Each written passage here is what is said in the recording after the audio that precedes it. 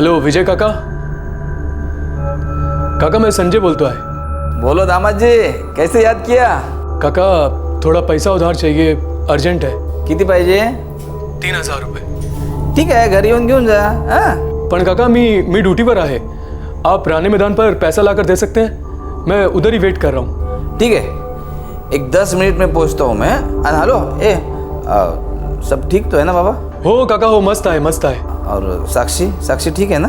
एकदम अच्छी है काका, कोई लफड़ा नहीं. बस आप राणे मैदान पर आ जाइए. अच्छा ठीक है.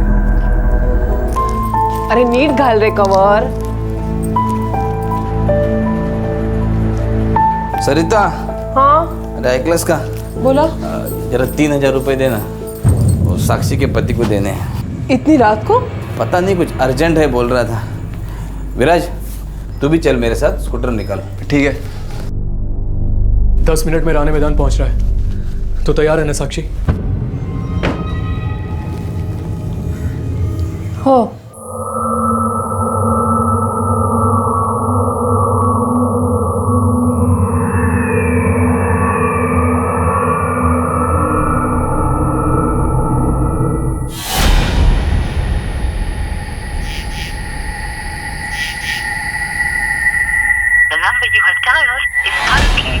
काय झालं? और संजय का फोन स्विच ऑफ आ रहा है. तो एक काम कर विराज, मैदान के वो साइड में देख, उसकी टैक्सी खड़ी होगी.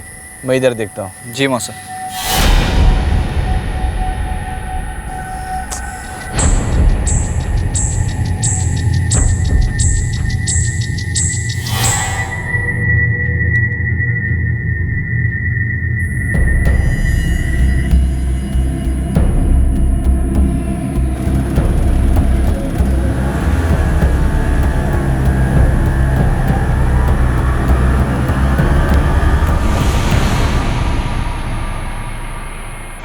पूरे 1 घंटे इंतजार करने के बाद भी जब उसके मौसा विजय जाधव वापस नहीं आए तो विराज घर लौट आया और उसने अपनी मौसी सरिता को सारा किस्सा बताया. विजय जाधव का सेलफोन ऑफ आ रहा था. यह बड़ी अजीब बात थी क्योंकि साक्षी विजय जाधव की सगी भतीजी थी और संजय उसका पति. संजय और साक्षी का सेलफोन भी ऑफ आ रहा था. रात भर इंतजार करने के बाद सरिता और विराज संजय के घर पहुंचे.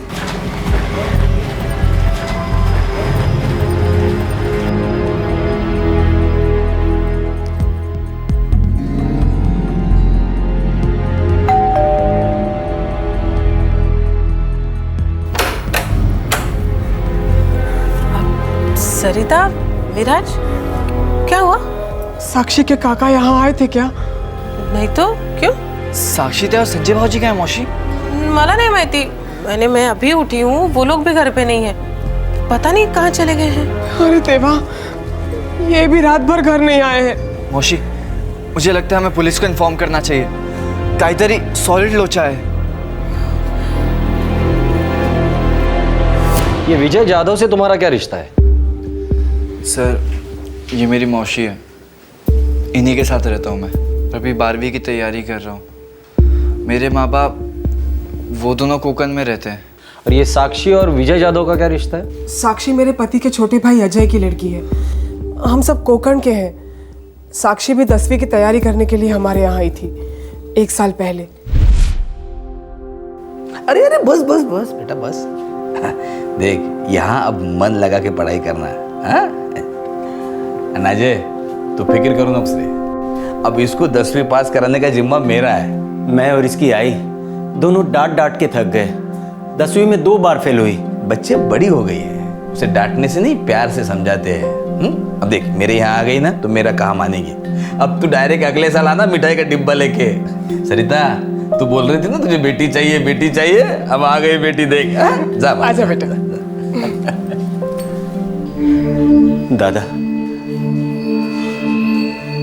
तुम मेरे बड़े भाई से ज्यादा पिता के समान हो. मैं तुम्हारा उपकार. अरे पागल हो गया तू? तेरे मेरे बीच में काय क्या है रे उपकार? और साक्षी क्या सिर्फ तेरी बेटी है? अभी इस विषय पर कोई चर्चा नहीं चाहिए. पहले ये बता, गांव से हापुस आम लाए कि नहीं? 4 पेटी लाए दादा, अपने ही पेड़ के. अरे वाह, अब तो मन भर के हापुस आम खाऊंगा रे. 1 साल पहले 10वीं की तैयारी करने आई थी और उतने में इस रिक्शा ड्राइवर संजय से शादी भी कर ली। जी हाँ साहब, मेरा बेटा ज़्यादा पढ़ा लिखा तो नहीं है, लेकिन वो बहुत भला है, बहुत मेहनती है और वो इनके साक्षी से सच्चा प्यार करता है। हमें तो कुछ भी मालूम नहीं था सर। मेरे पति ने बहुत पैसा खर्च करके साक्षी को ट्यूशन क्लास में दाखिल करवाया था। हमें तो यही लगता था कि साक्षी रोज ट्यूशन क्लास जाती है।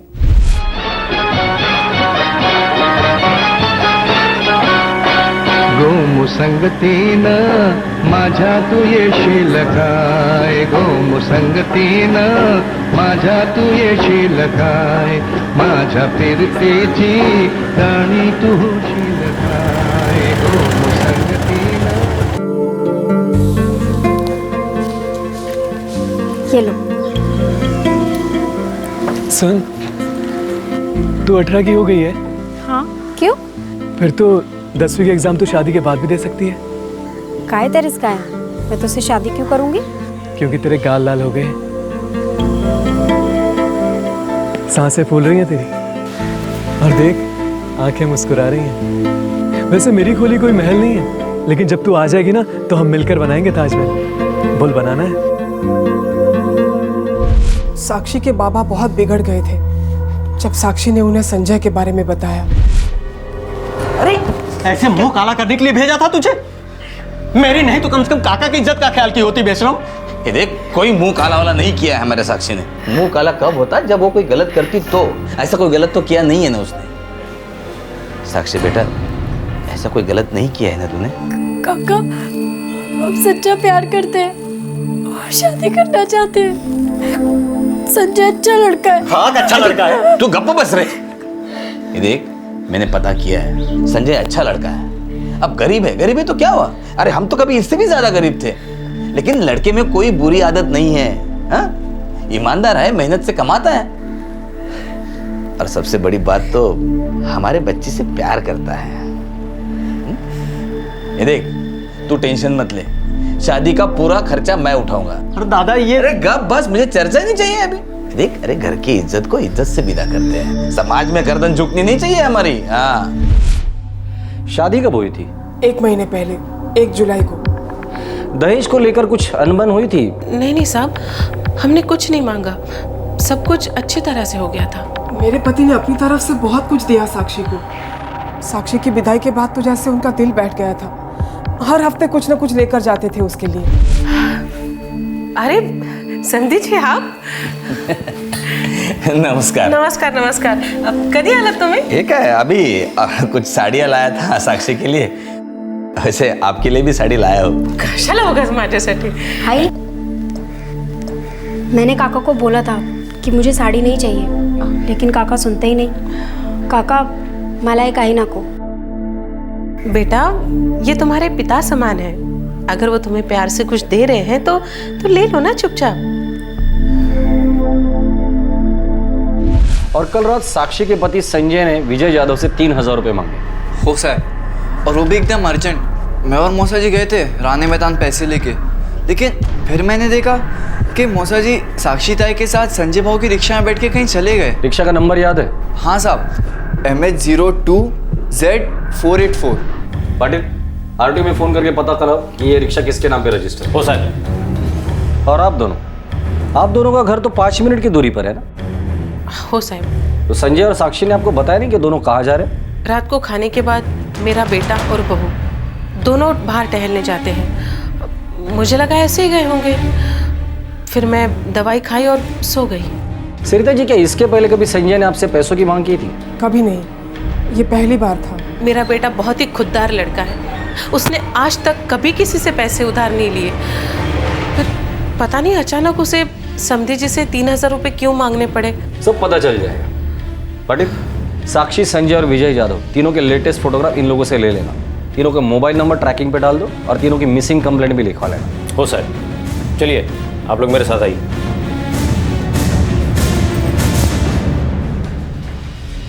साहब, क्या लगता है आपको? कोई कुछ बोल नहीं रहा है। ये घरेलू मामले बड़े पेचीदे होते हैं, लोग खुलकर बात नहीं करते। पाटिल, हमें इनकी खामोशी को सुनना होगा। एक काका, उनकी हाल ही में ब्याही भतीजी और उस भतीजी का पति, तीनों गायब थे। इतनी रात को क्या इमरजेंसी आ गई थी? कई सवाल उठ रहे थे और तब डोंबिवली के एक दूसरे मैदान से खबर आई जिसने इस घरेलू मामले वाले केस को खून से सींच दिया।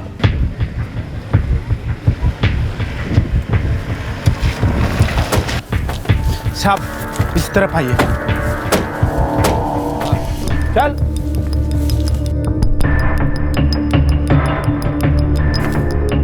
सर बॉडी से कोई आइडेंटिफिकेशन नहीं मिला, चेहरा बुरी तरीके से बिगाड़ दिया गया है। बॉडी को पोस्टमार्टम के लिए भेज दो। कत्ल करने से पहले विक्टिम को काफ़ी मारा पिटा गया, नोचा गया। नॉर्मली मर्दों के नाखून इतने लंबे नहीं होते। मतलब इस मर्डर में एक औरत भी शामिल है।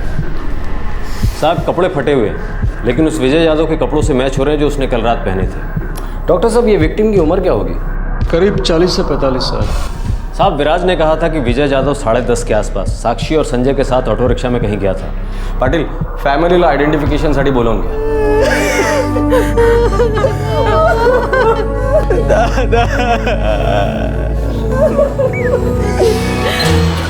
सर, साक्षी और संजय के सेलफोन्स अभी भी ऑफ है और ये भी सुनने में आया कि संजय किसी धनी का ऑटो किराए पे चलाता था। नहीं साहब, शादी से पहले संजय ऑटो चलाता था। शादी के बाद वो ऑटो चलाना बंद कर दिया था और सुपर कूल टैक्सी सर्विस में नौकरी करने लगा था। तो फिर वो ऑटो किसका था जो विराज ने देखा था? सर आरटीओ से बात हुई है, आज शाम तक सारी डिटेल्स मिल जाएगी। ठीक है, इन्होंने जो मिसिंग की कंप्लेंट लिखाई उसको अपडेट कर देना। संजय और साक्षी के ऊपर किडनैपिंग, मर्डर और क्रिमिनल कॉन्स्पिरेसी का चार्ज लगा देना। हो साहब। साहब मेरी बेटी अपने खुद के काका का अपहरण और हत्या कैसे कर सकती? उसके लिए तो दादा ने वो किया था जो शायद मैं कभी नहीं कर पाता। ये बघा अजय जादव, बड़े बड़े जुर्म परिवार के अंदर ही होते हैं। लेकिन हमारे परिवार में तो ऐसी गड़बड़ नहीं थी साहब।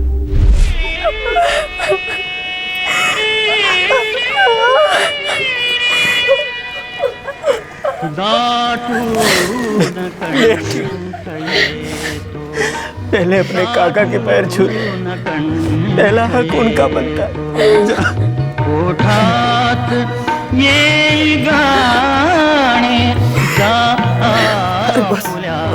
बस हमारे परिवार का आपसी प्यार ऐसा ही बना रहेगा।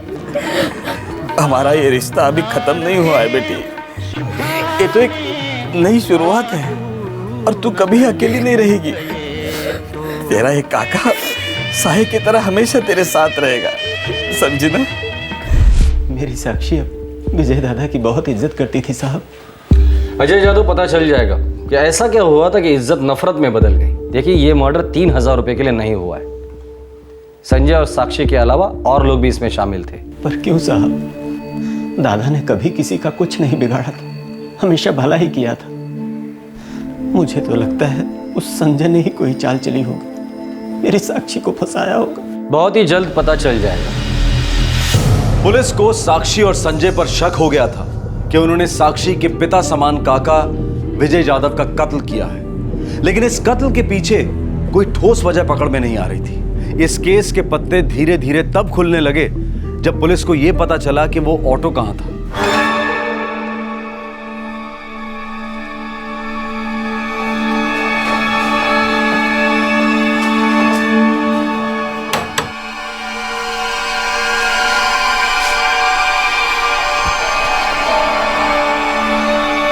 ऑटो रिक्शा का ड्राइवर यहीं रहता है? हाँ साहब, मुन्ना नाम है उसका। कुछ लफड़ा हुआ क्या? हम इसी मुन्ना को ढूंढ रहे हैं। पास के मैदान में हुए मर्डर केस में इसी ऑटो का इस्तेमाल किया गया था। तो मुन्ना अब गायब है।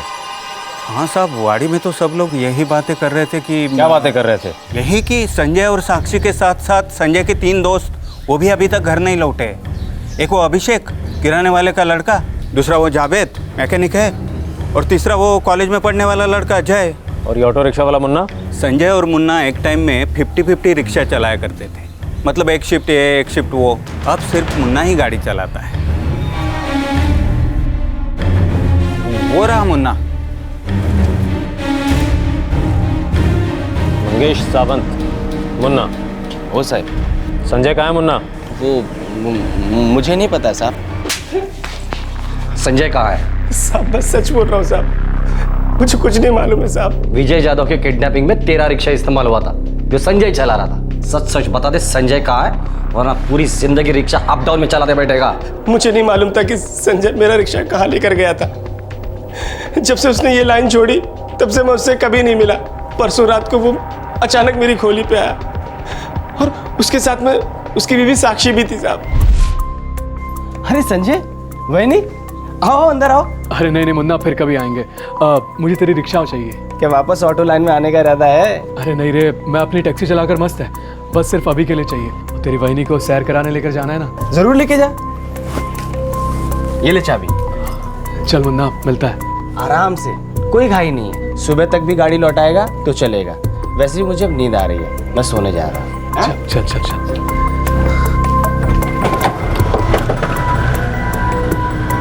फिर गाड़ी तेरे पास आई कैसे? साहब मुझे लगा कि वो सुबह गाड़ी लौटाएगा, लेकिन वो रात के तकरीबन 12 साढ़े 12 बजे वो सर गाड़ी लौटा के चला गया। अरे संजय, मुन्ना ये ले चाबी। तो सुबह लौटाने वाला था ना? नहीं मुन्ना, वो मेरा काम हो गया। काम हो गया?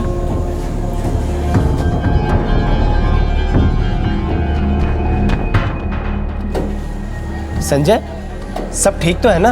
हाँ सब ठीक है। चल मैं निकलता है।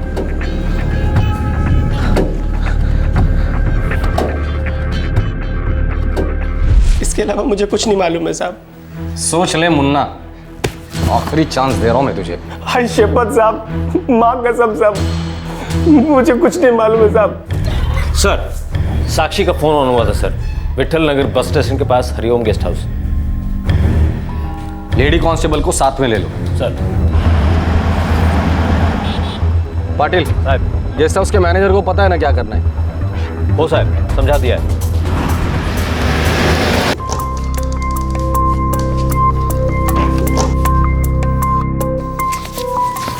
अभिषेक, तेरा सतारा का टिकट। जावेद तेरा जालना का। और जय, तू पुणे निकल रहा है यार। और ये कुछ थोड़े बहुत पैसे हैं, आपस में बांट लो तीनों। अरे यार, रखना अपने पास पैसे, क्या है दोस्ती में ये सब। मेरे कारण तुम सब लोग फंस गए ना? बस क्या भाभी, राखी बांधी आपने हम तीनों को। हाँ जावेद, लेकिन हमारे प्लान में ये सब तो नहीं होना था। प्लानिंग में थोड़ा 19-20 होता है। विराज वहाँ नहीं आया होता तो हम लोग अपने अपने घरों में बैठे होते। जो काम करना था वो तो हो गया, बस अब जो होगा देखा जाएगा। संजय, अभी तुम दोनों का क्या प्लान है? मैंने जलंधर की टिकट निकाली है यार। उधर मेरा एक दोस्त है, टैक्सी चलाता है, तो बोला कि तू इधर आ जा, सब सेट कर देगा। चलो यार, ट्रेन का टाइम हो रहा है, निकलते हैं, फिर पता नहीं कब मिलेंगे।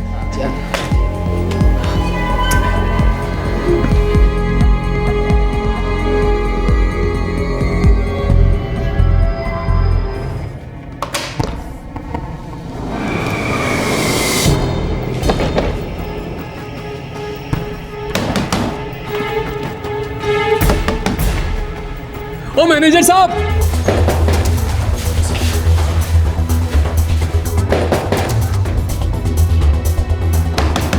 मैनेजर साहब, ओ मैनेजर साहब, अरे दरवाजा खोलो।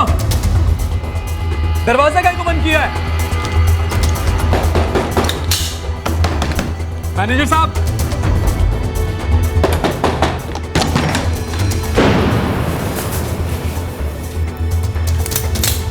नहीं, इन्हें कुछ मत करो। अच्छा, वह सभी के सभी यही मिल गए। लेके चलो सबको।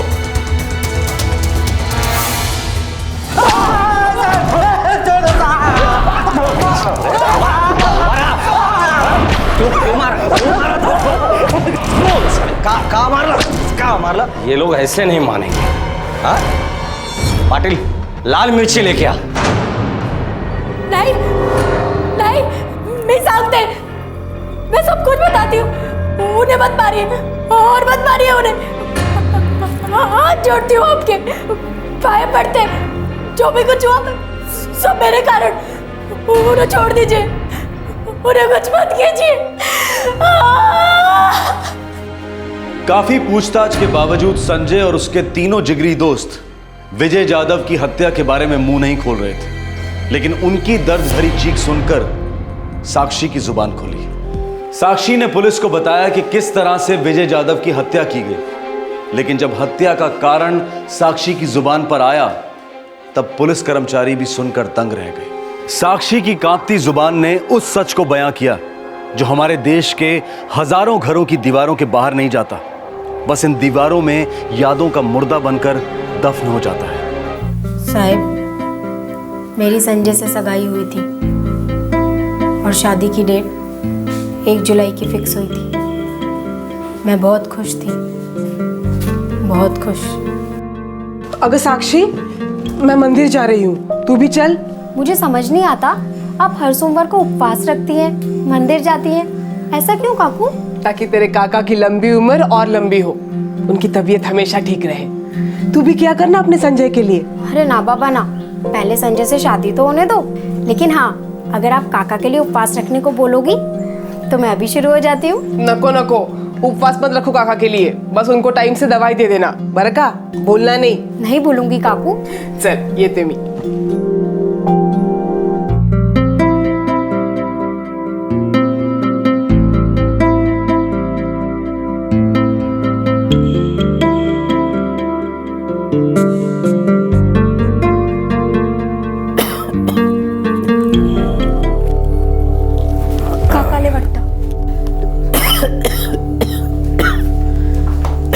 काका, आपकी दवाई।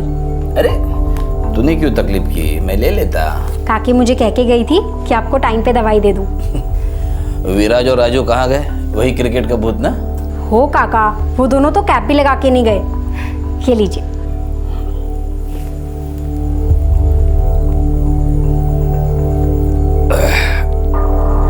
अरे वाह, तेरी सगाई की अंगूठी तो बहुत सुंदर है। ये बस नहीं थे, ये बस मस्त है ना? हाँ मस्त है काका। ये क्या कर रहे हैं आप? मस्त है ना काका? मस्त है ना? मस्त है ना?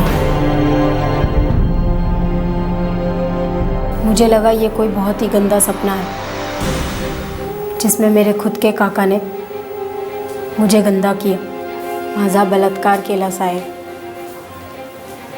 मैं सोचती रही कि अब ये सपना खत्म होगा, अब उठूंगी, पर ऐसा नहीं हुआ साहिब। ये बुरा सपना चलता रहा, 3 महीने तक चलता रहा साहिब। विजय ने अपने छोटे भाई अजय की बेटी साक्षी के साथ बलात्कार किया था। छोटा भाई अजय अपनी बेटी साक्षी को विजय की हिफाजत में सौंप कर गया था। साक्षी विजय को अपने पिता से ज्यादा सम्मान देती थी। 2 महीने बाद साक्षी की शादी होने वाली थी और इसी दौरान विजय जाधव ने अपनी विकृति का जहरीला फन उठाया। उस दिन से लेकर साक्षी की शादी से 2 रात पहले तक विजय जाधव ने अपनी भतीजी को बार बार डसा, उसे सुन और बेजुबान छोड़ दिया। साक्षी इस घिनौनी हरकत के बारे में किसी को कुछ नहीं बता पाई, बस इंतजार करती रही कि कब उसकी शादी हो जाए और उसे इस भयंकर दर्द से छुटकारा मिले। लेकिन नहीं। अरे बस बस बेटी बस, हमारे साथ तेरा ये रिश्ता अभी खत्म नहीं हुआ है। तेरा ये काका साए की तरह हमेशा तेरे साथ रहेगा।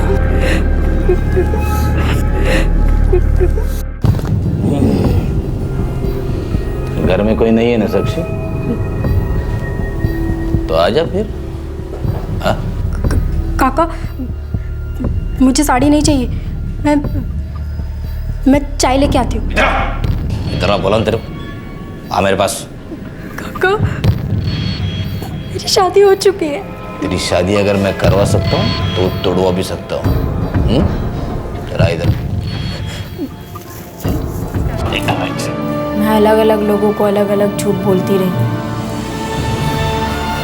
कि मेरी ये उंगली कैसे टूट गई। खुद से भी झूठ बोलती रही क्योंकि मुझे यकीन ही नहीं होता था कि मेरे खुद के काका मेरा बलात्कार कर सकते हैं। लेकिन साहिब, मैं संजय से ज़्यादा दिन झूठ नहीं बोल पाई। साक्षी, एक बात पूछूं? हाँ पूछो ना। तो दुखी है ना? नहीं तो? झूठ बोल रही है तो मुझे पता है कि तो क्यों दुखी है। क्या पता है? यही कि तू मेरे साथ खुश नहीं है। मेरी नौकरी से, मेरी कमाई से, इस छोटी सी खोली में दम घुटता है ना तेरा। तू अपने काका के पास जाना चाहती है? नहीं नहीं, कभी कभी नहीं। मैं उस घर में कदम भी नहीं रखना चाहती, और ये भी नहीं चाहती कि वो आदमी इस घर में आए। क्या हुआ? कोई झगड़ा हुआ क्या? नहीं, सब खत्म हो गया। साक्षी बोल ना। मला सांग ना मला। संजय वो मेरा काका नहीं, वो तो एक राक्षस है।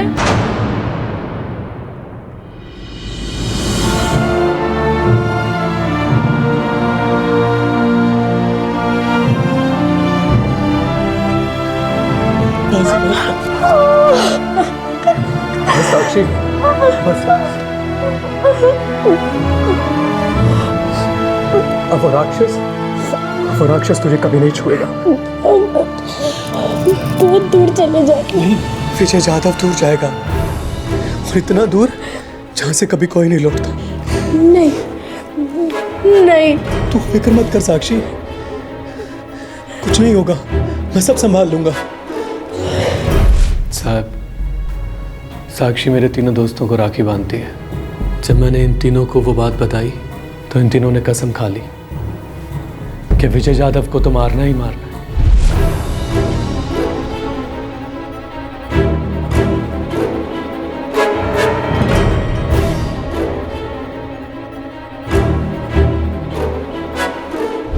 मैंने अपने दोस्त मुन्ना से उसका ऑटो लिया और विजय जाधव को 3000 रुपए के बहाने राणे मैदान पर बुलाया।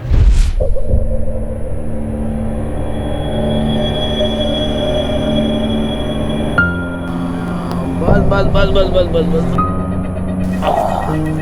विराज साथ आ गया तो गड़बड़ हो गई, लेकिन फिर भी हम तीनों पीछे नहीं हटे।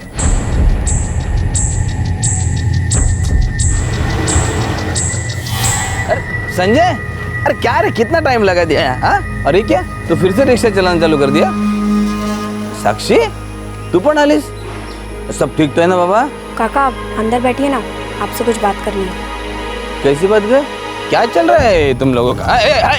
क्या करता है? अरे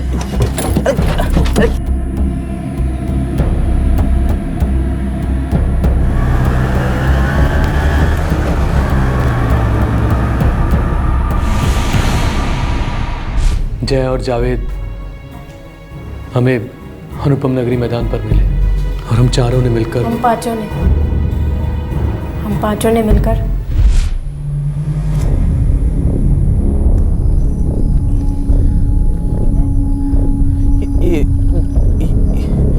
ये सब क्या हो रहा है?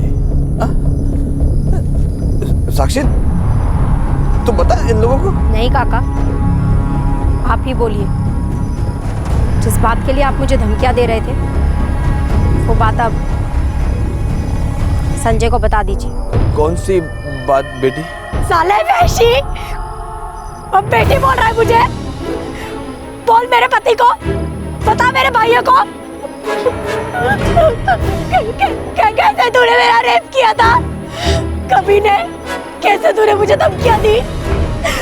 मेरे मामा ने तुझ पे भरोसा करके तेरे घर भेजा, और तूने अपनी भाई की बेटी के साथ।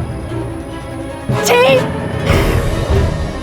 तू है तुझ पे साले गंदे कीड़े कुतरिया।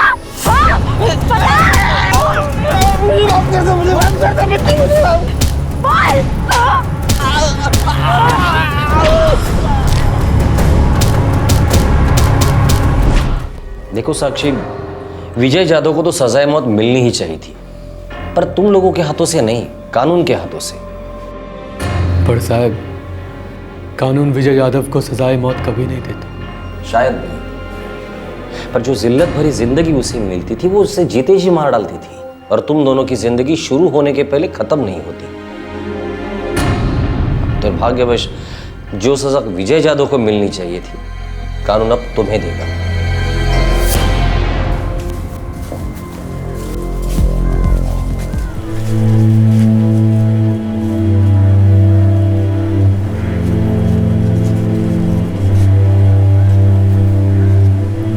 बाबा, आपको लगता है मैं झूठ बोल रही हूँ, है ना?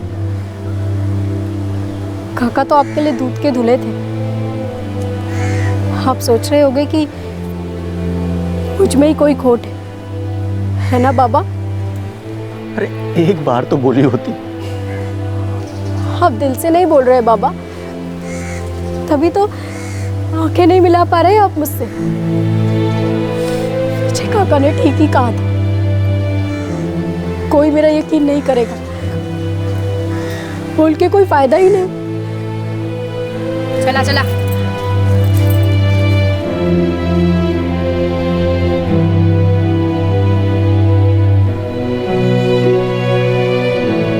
साक्षी संजय, जावेद, अभिषेक और जय को कोर्ट में पेश किया गया।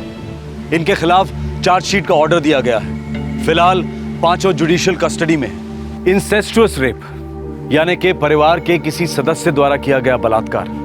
दुनिया भर में इस तरह के बलात्कार को बेहद संगीन जुर्म माना जाता है और अक्सर इस तरह के जुर्म के लिए उम्र कैद की सजा सुनाई जाती है। 1983 में हमारे देश के रेप लॉज में काफी महत्वपूर्ण सुधार आए और उनमें से एक था रेप के लिए मिनिमम सजा, जो इस वक्त है 7 साल बामशक्कत। साथ ही कस्टोडियल रेप केसेस में मिनिमम 10 साल से लेकर उम्र कैद तक की सजा तय की गई है। कस्टोडियल रेप वो होता है जहां अपराधी अपनी पोजीशन का फायदा उठाता है, जैसे पुलिस ऑफिसर, जेल का वार्डन, हॉस्पिटल स्टाफ, सरकारी ऑफिसर वगैरह वगैरह। बच्चे माँ बाप की कस्टडी में होते हैं तो कॉमन सेंस की बात है कि पिता या पिता समान रिश्तेदार जो गृहस्थी का कर्ता धरता है, फैमिली का हेड, यदि ऐसा शख्स अपनी कस्टडी में किसी बालिग या नाबालिग बच्चे का यौन शोषण करता है तो वो सीधे सीधे कस्टोडियल रेप के दायरे में आना चाहिए।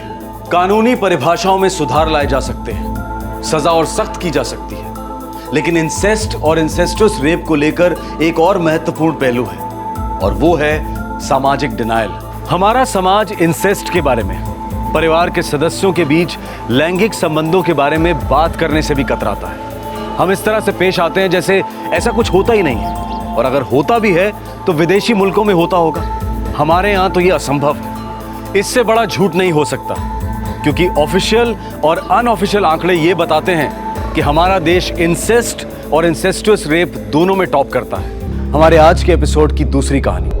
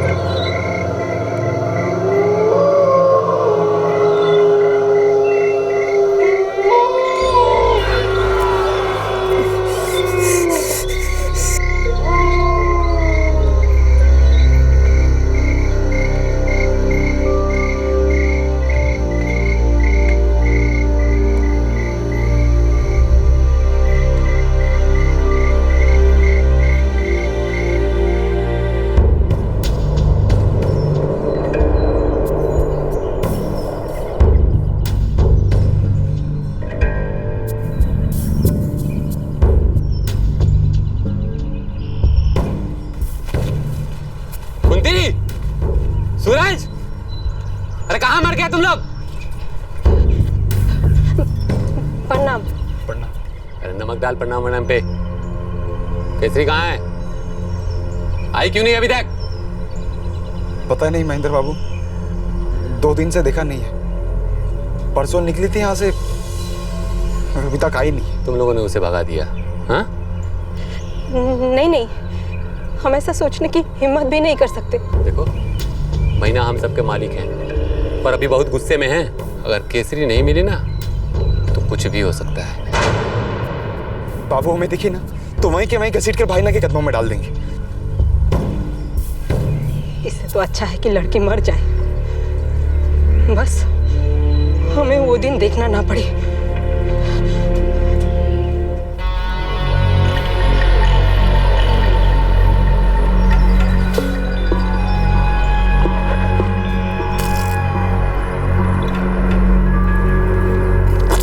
जा जल्दी, काम जल्दी करो। कहाँ है वो? वो कहाँ गई होगी वो? कहीं नहीं भाग सकती भैया। उसके घर के बाहर अपने आदमी है। उसकी दोस्त है ना मेघा, उसके घर के बाहर भी गांव के हर कोने कोने में अपने आदमी है। अपना गांव छोड़कर दूसरे गांव गई होगी। 13 साल की लड़की जंगल क्या पार करेगी भैया? जंगली बिल्ली है वो, ढूंढो उसे महेंद्र, ढूंढो। हमारे साथ ऐसी दगाबाजी नहीं कर सकती। लाऊंगा भैया, चाहे जो भी हो, आपके कदमों में जरूर लाऊंगा उसे।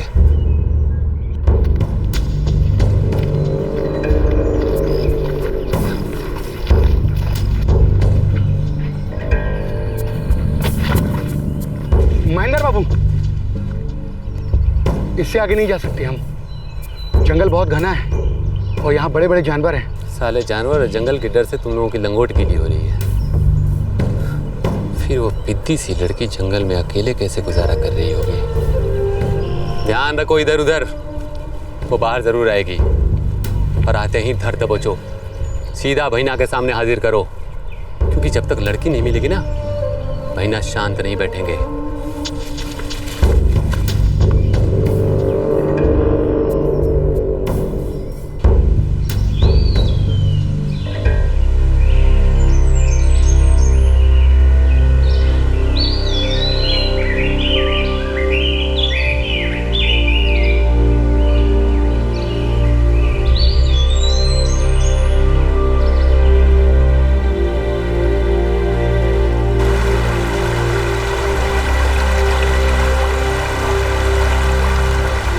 बाली पर्वत, केउंझार जिला, उड़ीसा। इन घने जंगलों में 13 साल की एक बच्ची केसरी छुपी हुई थी। इस गांव का जमींदार हाथ धोकर उसे ढूंढ रहा था। केसरी की मां और उसका भाई ये उम्मीद कर रहे थे कि वो केसरी का चेहरा कभी ना देखें। इस 13 साल की लड़की ने ऐसा भी क्या कर दिया था? ये वही लड़की थी जो कुछ दिनों पहले तक मासूमियत के आंचल में अपने बचपन को अलविदा कह रही थी।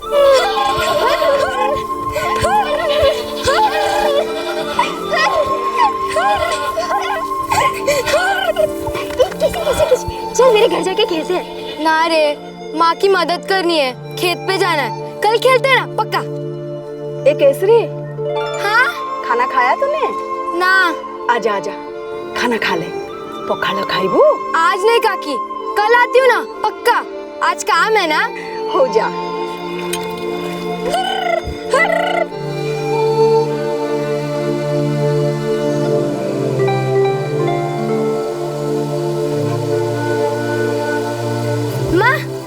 काट देती हूँ। आज फिर देर हो गई तुझे? हाँ? तू और वो मेघा बकरी चराने भेजो तो खुद खेलने लग जाती है और फिर समय का कोई ठिकाना ही नहीं। घर, माँ, काम सब भूल जाती है। गलती होगी माँ, फिर ऐसा नहीं होगा।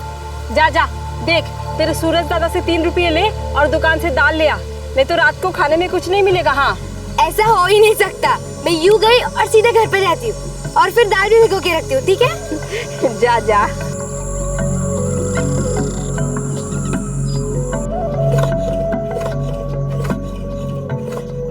भाई 3 रुपए देना ना, माँ ने दाल लाने के लिए कहा है।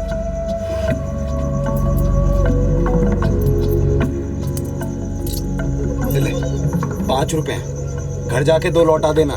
क्या आप भी भाई, मैं थोड़ी लेके भाग जाने वाली हूँ।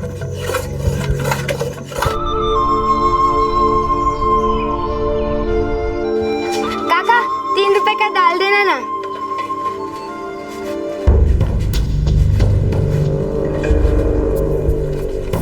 देख भाई, इस बार भैना का कुर्ता एकदम राजा महाराजा की तरह सिलना चाहिए, बिल्कुल शानदार। आप बिल्कुल फिक्र मत करिए महेंद्र बाबू, पिछली बार भाईना ने जो मेले में कुर्ता पहना था उससे 100 गुना ज्यादा बेहतर इस बार होगा। मीठी बात मत कर, परसों मेला है, तब तक सिल जाएगा कुर्ता। अब बिल्कुल सिल जाएगा, मैं पूरी रात खुद लगा रहूंगा जब तक कि आपका कुर्ता सिल न जाए। अगर नहीं सिला तो तेरी सारी सिलाई खोल दूंगा। अब भाईना शानदार कुर्ता बन जाएगा। ये देखिए, ये कपड़ा देखिए, ये कटक से मैंने खास तौर से आपके लिए मंगवाया है। दिल्ली, बम्बई, कलकत्ता के लोग इस तरह के कपड़ा पहनते हैं, आप इसे पहन के बिल्कुल छा जाएंगे। अरे वाह भैना, इस कुर्ते में तो आप एकदम से दूल्हे राजा लगोगे, 20-22 साल के छबीले। सुनो सुनो सुनो, बाली पर्वत के गांव वालों सुनो, आज नहीं, कल नहीं, परसों बाली पर्वत के खुले मैदान में लग रहा है मेला। आप सभी को आना है, मस्ती में झूमना है, नाचना है, गाना है, और सभी लड़कियां हीरोइन बनकर आएंगी और सारे लड़के हीरो बनकर आएंगे, क्योंकि वो चुनेंगे अपनी मनपसंद हीरोइन। खेल होगा, मजे होंगे और साथ ही में दिखाई जाएगी फिल्म मुंह ताते लब करूची। तो सुनो सुनो सुनो, बाली पर्वत के सभी गांव वालों जरा मेरी बात ध्यान से सुनो, परसों मेले में पहुंचिए बाली पर्वत के खुले। देश के हर गांव में आज भी मेला बहुत मायने रखता है। बाली पर्वत गांव का ये सालाना मेला साधारण नहीं है, यहाँ जिंदगियों का मेल होता है, तकदीरों का खेल होता है। इस मेले में अगर किसी लड़के को कोई लड़की पसंद आ जाए तो बस वो उसी वक्त सिंदूर से उसकी मांग भर देता है और उसी पल से वो लड़की उसकी पत्नी हो जाती है। इस इलाके की हर लड़की को आभास होता है कि वो कभी ना कभी किसी ना किसी मेले में अचानक किसी पुरुष की पत्नी बन सकती है।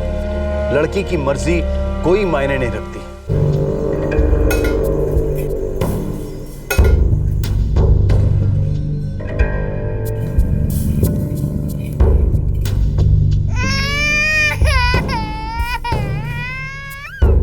खाने का मजा किरकिरा कर रहा है, दूध पिलाओ उसे, जय से।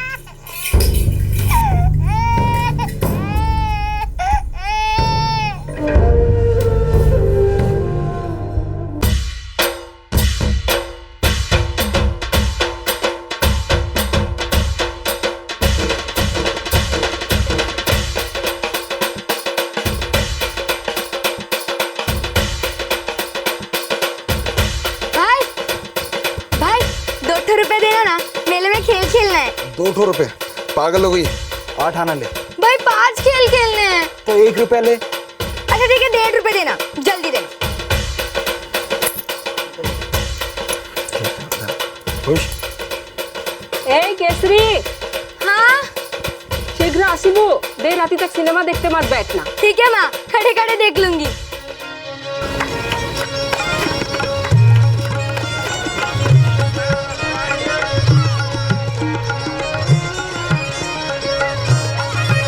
राजा बाबुल गाछी रे, हिला डुला नाचे रे, झुमका जबर फूल रंगा रंगा, हा हा हा, झुमका जबर फूल रंगा रंगा, हा हा हा। राजा बाबुल गाछी रे, हिला डुला नाचे रे, झुमका जबर फूल रंगा रंगा, हा हा हा, झुमका जबर फूल रंगा रंगा, हा हा हा। राजा बाबू सायो रे, मीठा मीठा पानी रे, मीठा मीठा पानी, अचला बोरे खाया बार, कुलसा बोरे आनी रे, कुलसा बोरे आनी। झुमका जबर फूल रंगा रंगा, हा हा हा, झुमका जबर फूल रंगा रंगा, हा हा।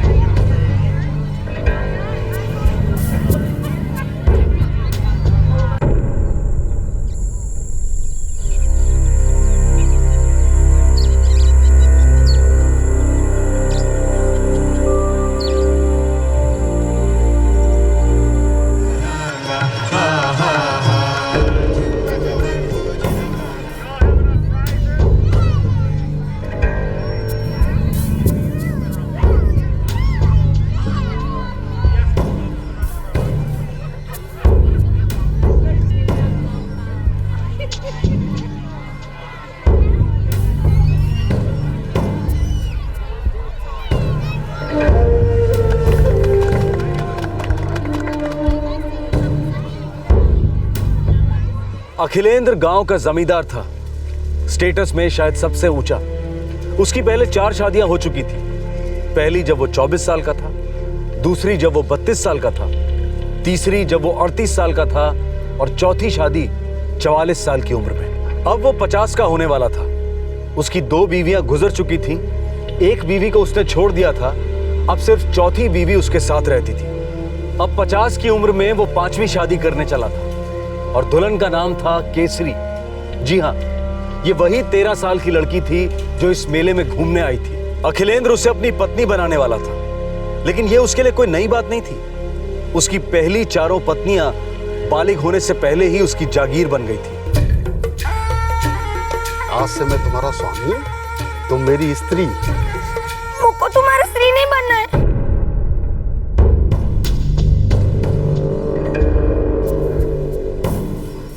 क्या बकवास बोल रही तू? मैंने तुझे चुना है, आज से तू मेरी है। मांग में सिंदूर भरा है मैंने। तुम तो बुढ़े हो, तुम्हारे सर पे तो बाल भी नहीं है। मैं तुम्हारी स्त्री नहीं बनूंगी, कभी नहीं बनूंगी। केसरी,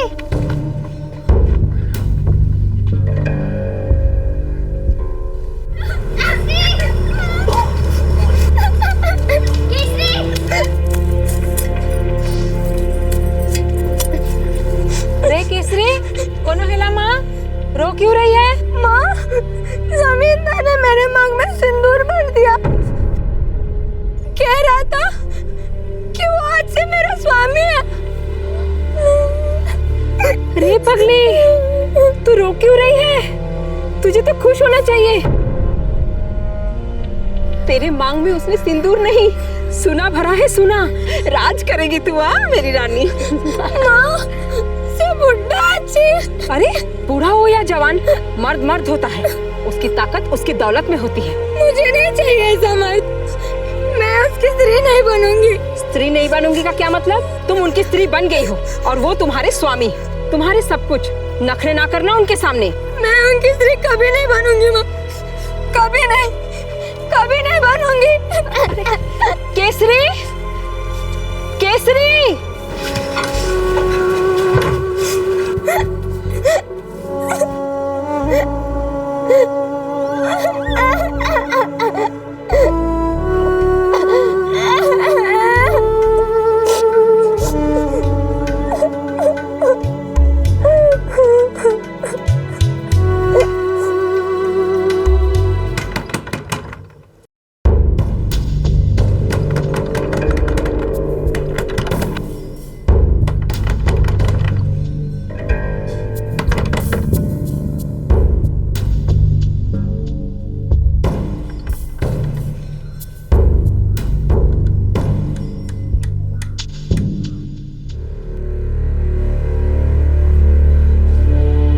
ऐसे ही होता है केसरी। लेकिन इतना बुढ़ा स्वामी मुझे नहीं चाहिए। अरे केसरी, जमींदारों की उम्र नहीं होती। गंजा जमींदार। गंजा हुआ तो क्या हुआ? तुझे जिंदगी भर 2 वक्त खाना तो मिलेगा ना। उसके जिंदगी का क्या माँ? वो तो ऐसा लगता है कभी भी मरेगा, पर फिर मेरा क्या होगा? दूंगी 2 चमाट। अपने स्वामी के बारे में ऐसी बातें नहीं निकालते। वो मेरा स्वामी नहीं है। अरे मांग भरी जा चुकी है तेरी, स्वामी है वो तेरा। थोड़ी सी होशियारी की हम सबकी खाल उतरेगी। गांव निकाला करा देगा हमारा वो। और वैसे भी अब तुझे दूसरा मर्द नहीं मिलने वाला। शादीशुदा औरत है तू। नहीं चाहिए मुझे कोई दूसरा स्वामी। घर बैठूंगी मैं। और खाएगी क्या घर बैठ के तू? है? मैं तेरी जिंदगी भर की जिम्मेदारी नहीं ले सकता। कल ही तुझे अपने घर वापस जाना पड़ेगा। और जितनी जल्दी तू ये बात समझ लेना, उतना ही हम सबके लिए अच्छा है। वो जमींदार का घर ही अब तेरा घर है।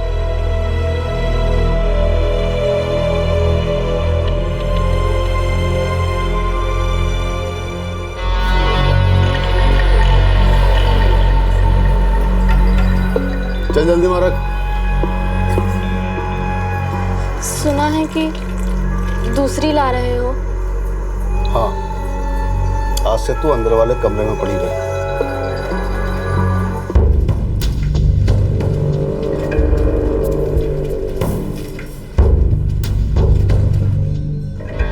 सरकार, वो मान जाएगी। थोड़ा सा घबरा गई है। हम जुबान देते हैं, उसे आपके घर पहुंचा देंगे। मैं चाहूं तो केसरी को जबरदस्ती लेके जा सकता हूं, पर मैं ऐसा करूंगा नहीं। मैं चाहता हूँ प्यार से, तरीके से वो मेरे घर आ जाए। और वैसे भी वो मेले में मेरा मुंह काला कर चुकी है। बात सिर्फ मेरी नहीं, उसने गांव की पुरानी परंपरा को तोड़ा है। माफी नहीं मिलेगी। नहीं चाहिए मुझे माफी, नहीं करनी है शादी, मैं आपके साथ नहीं जाऊंगी। ऐसे बात करते हैं स्वामी से? शाम तक देखूंगा, अगर ये नहीं आई तो गांव की पंचायत बुलाकर तुम लोगों का बहिष्कार करवाऊंगा। चल महेंद्र।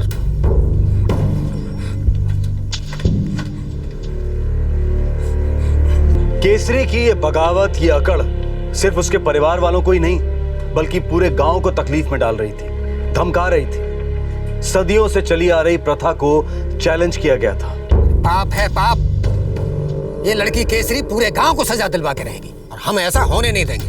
बात सिर्फ मेरी नहीं है, बात उसूल की है, लाज की है, मर्यादा की है। हम सब लोग मरकर जब स्वर्गलोक में जाएंगे तो अपने पूर्वजों को क्या मुंह दिखाएंगे? हाँ भाईना, मैं एक बात बोलना चाहती हूँ और सभी गांव को मैं हाथ जोड़कर कहती हूँ, केसरी को छोड़ दीजिए।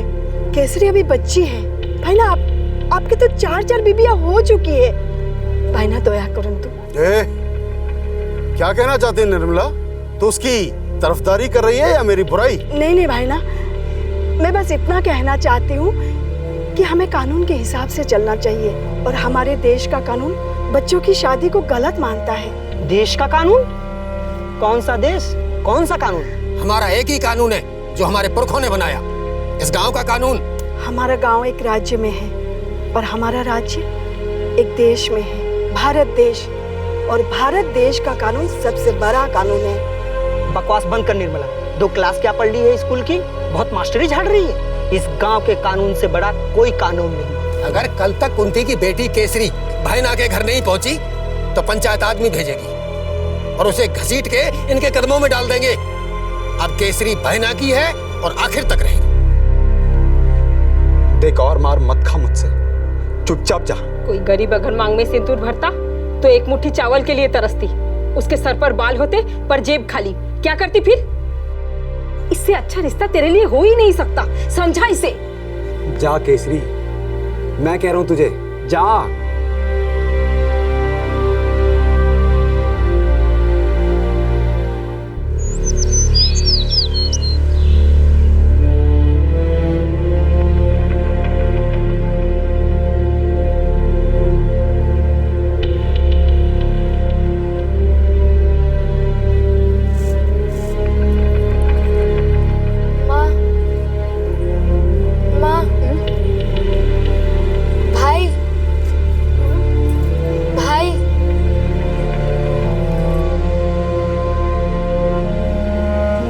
जा रही हूँ।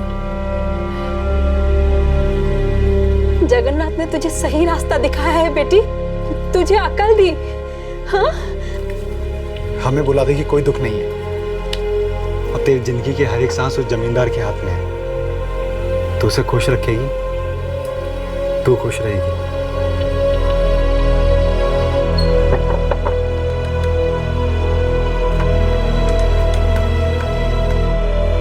हिलाते जाएगी क्या? कपड़े तो लेती जा। लौट के ले लूंगी माँ।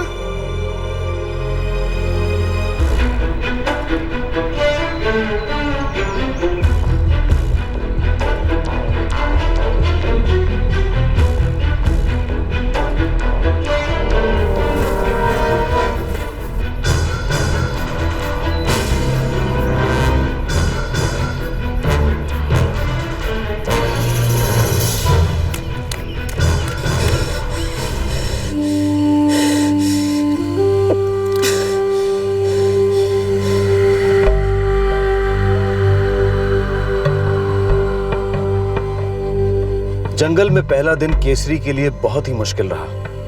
13 साल की ये बच्ची घने जंगलों में अकेली थकान की चादर ओढ़कर सो गई।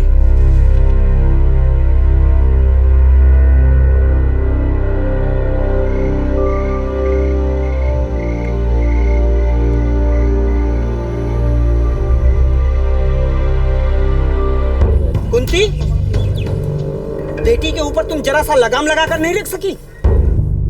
पूरे गांव के मुंह पर गोबर मल के गई है। ये सब लोग मिले हुए हैं, इनको गांव से बाहर निकालना होगा। भाई ना आपके सामने पीटा था। आपको तो पता है हम परंपरा में कितना विश्वास करते हैं। अब लड़की पागल है तो उसकी सजा भाई और माँ को क्यों? क्योंकि उसे पकड़वाने में तुम लोग मदद नहीं कर रहे हो। कहाँ है केसरी? मर गई होगी, जंगली जानवर खा गया होगा। श्राप है उसे, माँ का श्राप। मर जाए ऐसी बेटी जो घर का नाम खराब करे। वो आज से हमारी बेटी है ही नहीं, तो फिर उसके पापों की सजा हमें क्यों? हाथ जोड़ती हूँ, पैर पड़ती हूँ, दया करी भाई ना, दया करी। मुझे लगता है हमें इंतजार करना चाहिए। अगर 2 दिन में लौटती है तो ठीक, नहीं तो उसे मरा हुआ घोषित कर देंगे।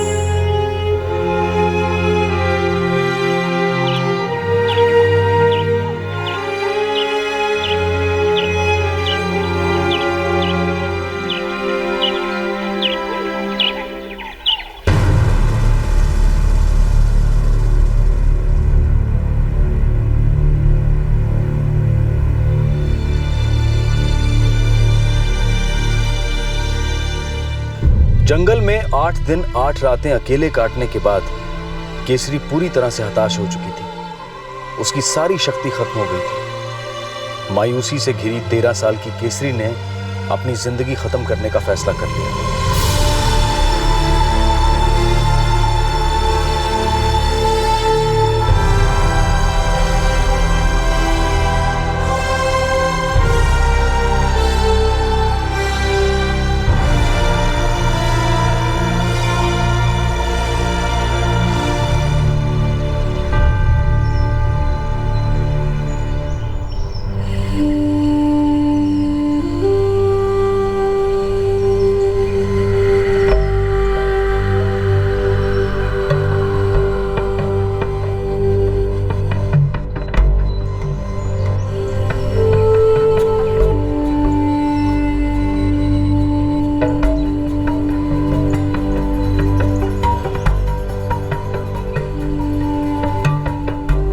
जंगल में 9 दिन 9 जन्मों की तरह साबित हुए। मानो 9 किश्तों में डर, मायूसी, थकान, बेबसी ये सभी खत्म हो गए। केसरी के अंदर अब एक नया जोश आ गया था, जो मानो मां प्रकृति ने उसे वरदान स्वरूप दे दिया था। अब केसरी चल पड़ी, लेकिन अपने गांव की तरफ नहीं, बल्कि उस तरफ जहां वो कभी गई ही नहीं थी। चलते चलते केसरी ब्रह्मनीपाल आउटपोस्ट पहुंची और सबसे पहले वहां के पुलिस स्टेशन में जाकर उसने मदद के लिए दस्तक दी।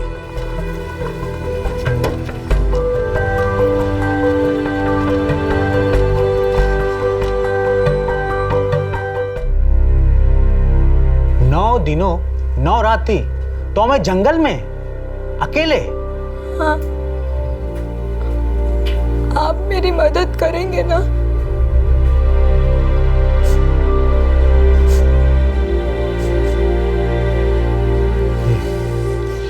देखो बेटा, तुम एक बहादुर बच्ची हो, बहुत बहादुर हो तुम।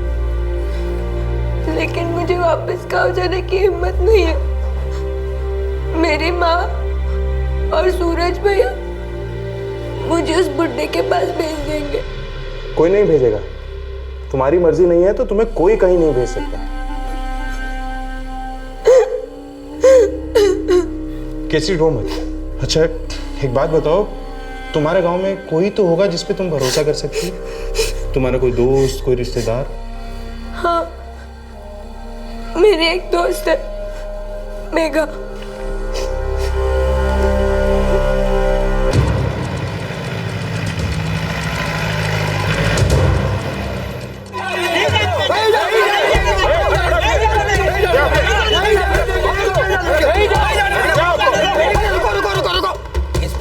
ये गांव का आपस का मामला है, अगर आप बीच में पड़े तो खून खराबा होगा। देखते हैं कौन आगे आता है खून खराबा करने। और किसने कहा कि चोरी डकैती नहीं हुई? इस आदमी ने और तुम सब ने मिलकर भारत के संविधान को लूटा है, और तुम सब लोग एक मासूम की जिंदगी बर्बाद कर रहे थे। ये किसी हत्या से कम नहीं है, समझे? और तुम तो बहुत अमीर सेठ हो ना। एक आईना नहीं है तुम्हारे पास? कभी शक्ल देखिए अपनी। चिता पर जलने के लिए शरीर तैयार है, जवानी की एक बूंद नहीं बची है, और एक बच्ची को औरत बनाने चले थे। थाने में चलो, आज की रात थाने में रहने के बाद कभी सुहागरात मनाने के लायक नहीं रहो। चलो चलो अपने घर जाओ, रहने दो ना सर। चलो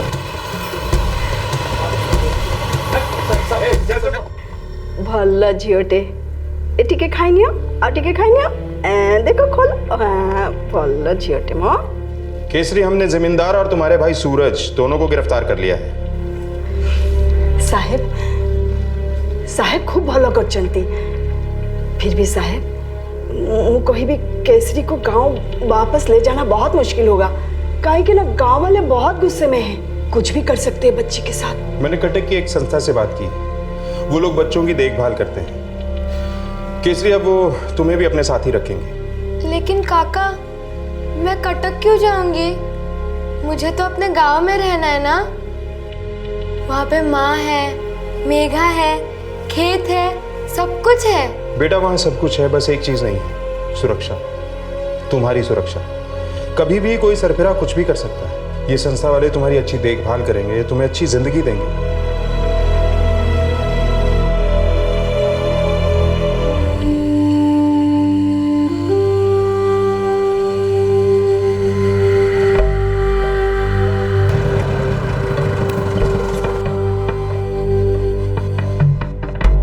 आओ केसरी।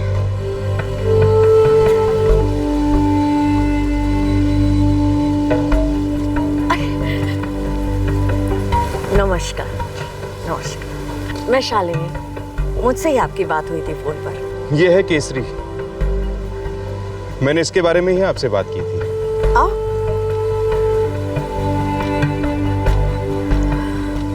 बड़ी प्यारी बच्ची है, और जितनी प्यारी है उतनी बहादुर भी है ना? केसरी,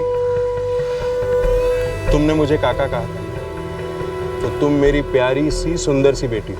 कोई भी कष्ट हो तो अपने इस काका को याद करो, ठीक है? केसरी, तुम्हें यहाँ कोई कष्ट नहीं होगा। देखो तुम्हारे जैसे कितने बच्चे हैं यहाँ।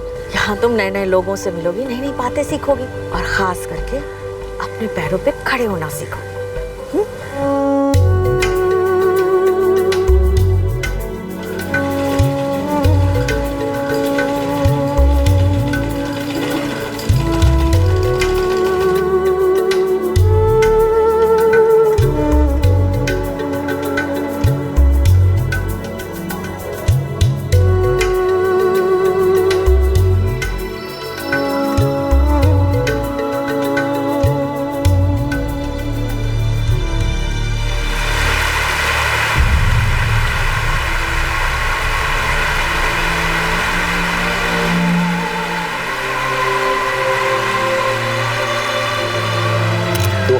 में भारत के राष्ट्रपति ने केसरी को नेशनल ब्रेवरी अवार्ड से सम्मानित किया।